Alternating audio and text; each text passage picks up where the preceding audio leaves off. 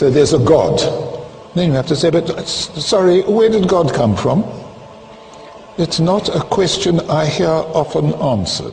In order to recognize that an explanation is the best, you don't have to have an explanation of the explanation. In order to recognize that an explanation is the best, you don't have to be able to explain the explanation. Folks, this is an elementary point in the philosophy of science. Suppose astronauts were to find on the backside of the moon a pile of machinery there that had not been left by American or Russian cosmonauts. What would be the best explanation for that machinery? Well, clearly it would be some sort of extraterrestrial intelligence that had left the machinery there. And you don't have to have an explanation of who these extraterrestrials were or came from or how they got there or anything of that sort in order to recognize that the best explanation of this machinery is intelligent design. In order to recognize an explanation as the best, you don't have to have an explanation of the explanation.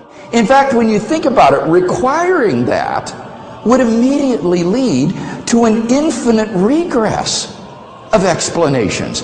You would need an explanation of the explanation, but in order to recognize that as best, you need an explanation of the explanation of the explanation, and then an explanation of the explanation of the explanation of the explanation. And so that nothing could ever be explained. One of the outdated philosophical cliches, in my opinion, is that, well, who created God?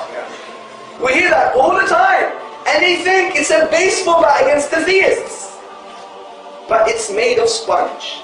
And let me tell you why. If we say, what caused the cause that caused the universe, then let's continue. What caused the cause that caused the cause that caused the universe? Let's continue. Then what caused the cause that caused the cause that caused the cause that caused the universe? Let's carry on. Then what caused the cause that caused the cause that caused the cause that caused... And that goes on and on and on backwards. But at one point, I have to have an uncaused cause, or there would be nothing in existence today. Think of a string of dominoes. You have a domino that knocks over a domino that knocks over a domino. I have to have a first domino, or that string of falling could never start.